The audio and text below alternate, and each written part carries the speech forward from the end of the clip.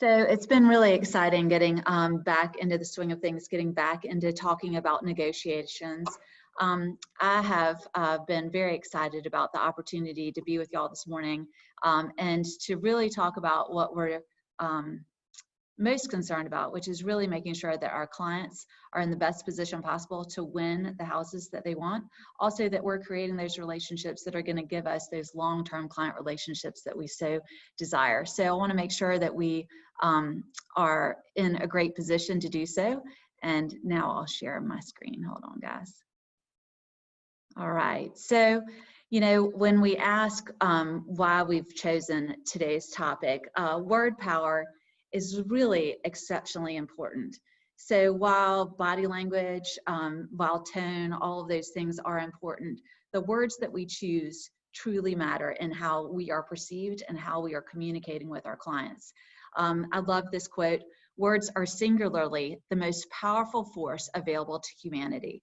We can choose to use this force constructively with words of encouragement or destructively using words of despair. Words have energy and power with the ability to help, to heal, to hinder, to hurt, to harm, to humiliate, and to humble." It's absolutely true, and we see that in today's world, especially in all the attack ads and all the political words that they're using in order to kind of move our world in either voting for one side or the other. You know, they pay thousands of dollars to understand how the focus groups really look at just one word or one group of words and how they react to them and how those focus groups think about what's being said by the candidate. And so when we think about it, if they're willing to pay thousands and thousands of dollars for just one or a set of words, then we really need to think about the words that we're using in order to move our clients forward, in order to move our negotiations forward. So of course, as I was working on this, I truly saw so many TED Talks. I read so many different articles and was trying to make sure that I had all the information that you needed in order to be successful. And I found one TED Talk that really, really summed it up. So we're going to watch as she talks about the importance of words, and then we're going to talk about how we're going to put that in action in our business. So I'll let her tell you her story.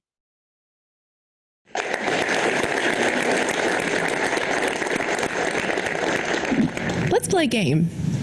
I spy with my little eye something blue. Can you guess what that is? Okay, that was too easy. But if you're playing this round of I Spy with someone from 1,000 years ago, they may not have been able to guess it that quickly. If you study ancient texts from all around the world, let's say from ancient Greece or ancient China, you may notice that there isn't a word to describe the color blue. So the ocean and the sky and everything we consider blue today was described in a different color, like a purple or a green. Now, scientists are saying that because they didn't have a word to describe the color blue, they may not have been able to see it. So researchers wanted to test this theory. So they went to this tribe called the Himba tribe that spoke a language that didn't have a word for the color blue. And they presented them with a color chart with 11 little squares of green and 1 little square of blue. And what they found was that they couldn't pick out the color that was different than the others, or they had a very difficult time doing so. Now, when we look at this color chart, it is so obvious that there are 2 colors, green and blue. So you might think to yourself, how is it possible that they can't see these 2 colors? But here's the interesting part. The Himba tribe has a lot more words to describe the color green. So the researchers reversed the experiment, and they showed us a color chart with 12 little squares of green, and they asked us to pick out the color that was different than the others. What do you think? It's a little more difficult, isn't it? But the people of the Himba tribe were able to pick out the color almost immediately. Just one word, like the word blue, can literally change the way we see our world. If we cannot see what we can't describe, is it possible then that words can change everything? I moved to the United States from Korea when I was 10 years old, South Korea. And And what I noticed right away was that there are certain words in Korean that didn't directly translate into English. For example, in Korean, there's a word called nunchi. Nunchi is a person's ability to read between the lines or read a situation. And in Korea, it's almost treated like a sixth sense. So if you say a person doesn't have a lot of nunchi, it's almost like saying that this person can't see very well or hear very well. Now, this word exists in the Korean language because Korea is a very high context culture, which means that a person's ability to read context in a given situation is imperative to communication. So your ability to read vocal variety, facial expressions, hand gestures, body movement is far more important than your ability to interpret words. It's kind of like dating. If you ask your girlfriend, babe, what's wrong? And she says, nothing. It's not nothing. But the United States is a low context culture, which means we heavily rely on our words to explicitly explain exactly what we mean. So nunchi is not as important in the American culture, which is why this word doesn't exist. The existence of a word, or the lack of existence of a word, can explain an entire cultural difference between two countries. And the number of words there are to describe a certain thing can explain how important something is to a culture.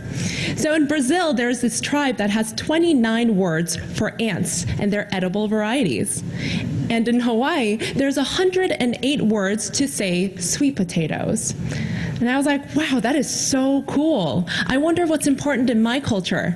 And I found out that in America, there are over 100 words to say money.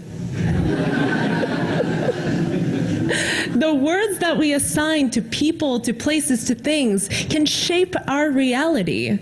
It can change what we see, what we experience, what we believe about ourselves, and what we believe about other people. A few years back, I volunteered at the juvenile hall, and my job was to go in once a week and help these juvenile delinquents with their homework. And I just happened to be assigned one of the highest security units, which meant that these kids that are locked up in this unit had committed some of the worst crimes, and a lot of them were tried as adults to 30, 40, even a lifetime in prison. And there are a lot of rules during study hall. They were not allowed to stand up. They were not allowed to get an extra pencil. They were not allowed to speak to each other. And they were certainly not allowed to touch anyone, especially not the volunteers. Now, on my first day, I remember walking in and feeling so uncomfortable because as I walked in, I saw some of these kids just start to snicker and whisper disrespectful things under their breaths. And I remember thinking, gosh, they're so different than anyone that I'd ever known. And there was this one kid who was the absolute worst. He would never pay attention. He always looked very angry. And sometimes he would just stand up in the middle of my lecture and start walking away back to his cell. And now he's not allowed to do that. So the guard would stand up and say, you're going to lose your free time. And he would say, I don't care. And then he'd just walk away. Now one day, I was working individually with these kids. And I sat next to this kid that kept standing up and walking away. And he just sat there with his arms crossed and just stared blankly in complete defiance. And I said, look, I can't help you if you won't even try. And he just sat there with his arms crossed and stared blankly. So I stood up to go help someone else. And at that moment, he reached up and touched my arm. And remember, he's not supposed to do that. But that touch felt so desperate that I sat back down and I looked at him. And he said to me, I'm scared. I'm going to turn 18 next month, and they're going to transfer me to the adult prison. And I don't know what they'll do to me there. And at that moment, as I watched this tough kid choke back his tears, I realized that he was about the same age as my little brother, with the same fears and the same anxiety as any 18-year-old kid would have in this situation. And all I wanted for him was for someone to show him some dignity and respect. So from then on, I just changed one word, And when I address the class, I address them as gentlemen. And you should have seen the almost immediate difference in their attitude. It was as if they have never heard that word been spoken to them before, because they sat up straighter. They spoke more respectfully. They were kind, and they paid attention. Now, one day, I was working study hall, and that same kid stood back up, and I thought, there he goes. But before the guard could even say anything, he walked over to an empty chair, grabbed it, and he placed it behind me. And he said, "Miss Josephine, would you like to have a seat?" Now that's a gentleman. One word can change everything. In the United States, we have our First Amendment grants us the freedom of speech. But it's not just a right, it is a responsibility, because every word has consequence. Words have the power to start and end wars. It has the power to marginalize or liberate an entire group of people. Words have more power than we could have possibly imagined. So when you speak, just remember that you possess the power to change the world by changing your words. Thank you very much. Let me escape out of that. I just loved that so much, because really, when you think about it, why focus on the words that you use? You know, as she described, if you can't describe it, your brain can't see it. If you can't describe it, your brain can't see it. Think about that. Our clients, how many times have we said, gosh, I mean, they just can't see what this house could be, or they just don't understand how this transaction happens. Well, they can't describe it, they can't actually see it. And also, just that one word can change a relationship. One word can change a relationship. So as we're thinking about what we need to do and how we can better serve our clients, you know, we always try to put something together that makes you remember what you have learned from the sales meeting. And so positive positioning takes practice. Positive words, positioning them correctly, takes practice. So as we're looking at it, what do we need to do in order to change our vocabulary, in order to make sure that we're using those positive words like gentleman, in order to make sure that we're having better conversations? Because each word that we have in the English language typically has a literal meaning and then also a connotative meaning, a connotation. In other words, it means that they have some sort of emotion attached to it. Just like gentleman. Gentleman, the actual literal meaning of it is a polite or formal way of referring to a man. But when we think about it, gentleman actually elicits an emotion of respect, because another meaning for that is a chivalrous, courteous, or honorable man, a higher level of gentleman, a higher level of man. So we're really using such a beautiful word to describe someone, because again, as she said, they can only see it if they can describe it. So when we're thinking about talking about all of the different words that we use for our profession, we have a lot of negative or neutral words that we use a lot: master bedroom, cabinets, basement, buying a house, smaller bedroom, standard, it's an option. But we can choose to use positive words for all of those things. So a home site, owner suite, cabinetry with ample storage, lower level with additional living space, home ownership, or owning a home of your own, additional bedroom with many options, lots of versatile options for that bedroom, an included feature, personalization or customization. You can also upgrade this space. So there's so many different things that we can talk about in ways that we can really change our vocabulary in order to make sure that we are helping our clients see their potential home and their options in the best possible light. So there are positive descriptors that you can use in describing the home and describing the process, and making sure that in your descriptions online and in your descriptions as you're showing the house and as you're talking to a client about their house, that you should really move into your everyday vocabulary. Comfortable, community, peace of mind, saves money, it's reliable, it's proven, all these different things. You know, there's some bonus words like home and mom. If you talk about a unit or a condo instead of someone's home, it doesn't give them that same sense of warmth or that same sense of pride as home does.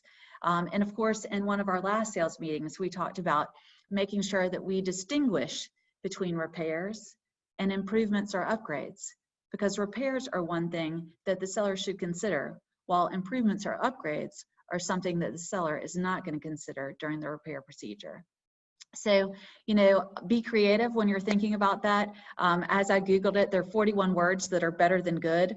There are 180 power words that create emotional headlines. There's so much information out there in order to better our vocabulary, to better our ability to communicate with our clients. And remember, as I sent out the request for y'all to participate in today's information, Mary Jo reminded us of the buckets. Remember when we were talking about the magic ratio, where if you have a bucket in your right hand and a bucket in your left hand, and one is positive and one is negative, you need to fill the positive bucket 5 times more than the negative bucket in order for you to be in balance and have a stable relationship with others. So you really want to think about all of the communications that you need to have with your client, and obviously your family and friends. You need to have 5 positive relationships, 5 positive interactions, 5 positive discussions for every 1 negative, because the 1 negative has such weight that it outweighs the 1 positive. So you need to have 5 positives for every 1 negative. So thanks, Mary Jo, for reminding us of Dr. Gottman's research on that. So obviously we need to have positive positioning. It definitely takes practice. And if we talk about positive, we talked about those words that we need to really put into place, but we also need to be very, very mindful of how we're positioning the discussion, how we're positioning the words that we say, because context makes a huge difference. Now, context in words is the setting of an event, statement, or idea, or the written or spoken words or events that immediately precede or follow the word or passage. It's extremely important for us to really focus on the positioning of what we say. I love this, and I'm sorry for all you vegans out there, but this was a great example that I found out there. This, of course, is 100% grass-fed, 80% lean, and 20% fat ground beef.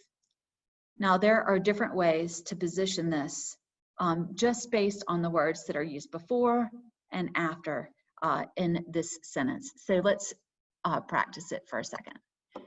It's remarkably 100% grass-fed and 80% lean, while only 20% fat. Using the same words, we can change the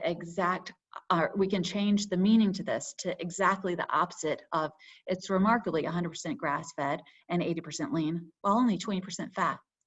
So let's see what we can do by just switching a few words around. While it's 100% grass-fed, it's only 80% lean and remarkably 20% fat. Do you see how the difference occurs by just moving a few words around? So we have to be very careful in how we're positioning the words in a statement. And while this is a dramatic difference, it definitely can happen just by switching a couple of different words. And Heather Young reminded us that the sandwich approach is extremely important for our brains to hear a negative as a positive. So remember, the sandwich approach is a positive, negative, positive. So we say something positive, then we sandwich the negative in the middle of another positive. So we've said this about the blue carpet before. I love blue carpet. I grew up with blue carpet. It reminds me of home. But in today's world, our consumers want to make sure that everything is neutral and they have that bright and white HGTV feel. So I think we really need to look at what we're going to do about replacing that carpet. So I'm going to call one of my contractors and see what it will cost for him to come in here and really make that change in order for us to get you the most money for your home. So we've talked about the thing that we love it. Then we explain to them that it wasn't a positive for their home in order to get it sold. And at the end, we explain that the whole goal of it is to get them the most money. So not only is it just the words that we use, it's the events that happen. And of course, recently we've had lots of negative events that are surrounding the situations that we're all in. And so one of the things that we want to talk about is remind everyone about the positioning that their clients might be in and how they might be hearing different things today. So we need to make sure that we are positioning everything positively. I'll give you one example in my life. So during this time, of course, we're doing the best we can. And my housekeeper decided that she needed to take a break. Of course, that's absolutely fine. I totally respected that and wanted to make sure that that she was as safe as humanly possible.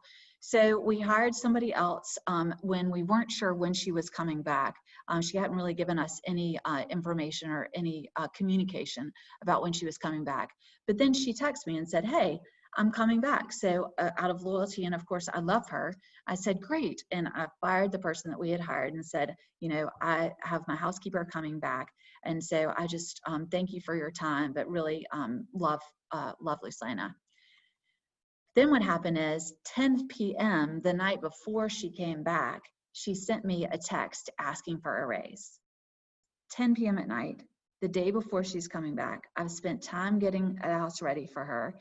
And of course, we're all struggling in today's world. And I just had somebody else that would do it actually for less than her. And I was bringing her back, and now she wants a raise the night before she's going to come back when she hasn't communicated with me for the last 5 months. It was very heartbreaking. And at the exact wrong time, with the exact wrong message. So she also said, "I don't want to lose you, but for a house like yours, I need more." House like mine? That really offended me. And so I thought, I don't need your help. I have other help that I can get. And it really, really stung me because I felt like I had been loyal to her where she was not reciprocating. Now, had she come, cleaned my house, made it beautiful like she always had, and at the end of it said, "Hey, people have been staying home. It's taken me a lot longer to clean homes. You know, as I'm coming back, I really have taken 5 months off, so I need a little bit more. Is it okay if y'all give me a raise?" That would have been totally different. I think I would have given it to her. But the timing and the events of the situation caused us to part ways. So it's very important when we say it and how we say it. So when we think about it, positive positioning takes practice. Of course, the practice part is the thing that we need to focus on the most. So I have to caveat that a little bit with practice, mister, because the two things that I want you to practice the most are two things that I learned from TED Talks and some research that I did from FBI negotiators. The first one is mirroring. Now, we've all heard about mirroring from body language, which, you know, if they have their arms crossed, you have your arms crossed. If they're leaning forward, you lean forward. If they have their legs crossed, those kinds of things. But I'd never heard about mirroring through words. And mirroring through words is actually an amazing opportunity for us to get to be better negotiators. So it's the repeating of the last 3 or 4 words of the last sentence. So for example, the other agent says, "And my client won't do any repairs." You say, "Your client won't do any repairs?" "Yes, my client won't do any repairs because they are moving into a retirement home and their kids are handling the transaction." See how it draws out more information? So, "And my clients won't do any repairs, period." Huh? Your clients won't do any repairs? Well, the other way that they could have come out with it is, "Yes, my client's an investor and it's decided that he could get more for the house if he didn't do any repairs." Do you see how the negotiation would be different by the information that you've received from that second sentence, by drawing out more? Understanding more can help you better position the information that you're either going to give your client or the way that you're going to negotiate. So that mirroring technique takes practice. It is not very easy. I've been trying to practice it all weekend long, but it does work. So please practice that mirroring of the last 3 to 4 words in order to get more information. The other thing that we need to practice is removing weakness. Removing weakness from our vocabulary and from our negotiating. Many times, if we use weak words, which we're going to discuss in a minute, it causes us to have to really negotiate more and more and more, or defend our position more and more and more, if we're using those weak words rather than using strong words. So one of the weak words is the ly words. So normally, typically, usually. So if somebody says, well, you know, will you reduce your commissions? Normally, I don't do that. Normally leaves a wide open door for the person, if they're a good negotiator, to walk right through. Well, this isn't a normal situation. Typically, sellers won't do those repairs. Well, but my client wants that. So even though they typically don't do it, doesn't mean that they won't. Do you see how adding those normally, typically, usually words really make our negotiating position less strong?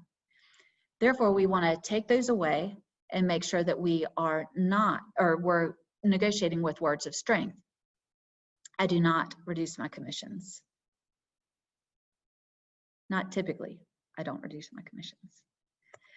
Exaggeration is also a way that we can really hurt our negotiations. So if you say, well, sellers never do that, or, well, I mean, of course, the refrigerator always comes with the house. We know that that's not true, and it's really easy to poke holes in an argument that's an exaggerated argument. But is also a very weak word. So we want to make sure that if we're talking with our clients, or if we're typing a discussion, or we're typing something that we're trying to draw out, then we want to change the word but to and, if at all possible. And is a much more powerful, much more positive word than but. And finally, we really want to make sure that we're converting our weak statements into power statements, but also into power questions, because just like mirroring, we're trying to draw out information from our clients. We're trying to draw out information from the other agents in order to put ourselves in the best negotiating position possible. So we want to use those what and how words to have better conversations. What and how. So practice asking questions, starting with what and how, because these will draw out more information. The negotiator that was talking about why we should use the what and how questions, we're talking about proof of life questions. So they used to ask us, or used to ask the hostage takers specific questions like, what's the name of Pepe's dog? And they'd go ask Pepe, and Pepe would say, the dog's name's Spot. Well, when they said, how do we know that Pepe is alive? Then it took the other party a lot more time to come up with the answer and to figure out how they were going to prove the information.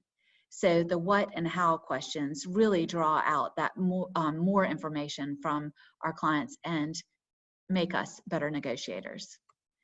So practice using these words, practice using these techniques.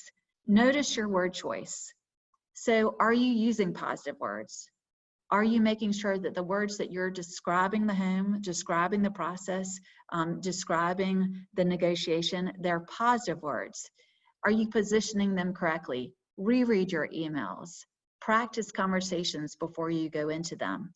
Can you automatically speak from a position of strength? Have you practiced your discussions? Have you practiced your conversations? Have you practiced your listing presentation or buyer consultation in a way that you know your statements are from a power of strength? And can you effectively draw out more information from your friends, family, clients, or other agents? Do you know how to use those what and how questions or the mirroring techniques? So as you notice these, try experimenting, changing your word choice, practicing mirroring with your partner. Write down and read different sentences over and over before beginning a negotiation. If I'm about to have a really difficult conversation with one of our clients, then I write it down, I discuss it, I put down exactly the questions that I want to ask in the order I want to ask them. I read through it and think about everything that's going to be said in that conversation in order to make sure that I am getting to the destination that I'm looking for and the outcome that I'm hoping to achieve. So those how, what, and power position questions. And finally, put them into practice. See how making these small changes, these small word changes, the small positioning changes, the words of strength and power can really make a difference in you having better conversations. So remember, positive positioning takes practice, mister. So that's really all we want to talk about today. But if I can help or the Bics can help in any way, please let us know. We're happy to practice these positioning statements and practice positive words with you at any point, even the mirroring and removing the negativity. So I know that you can do it. I have no doubt. And I know that you can master your words in order to be the best agents that you possibly can for your clients.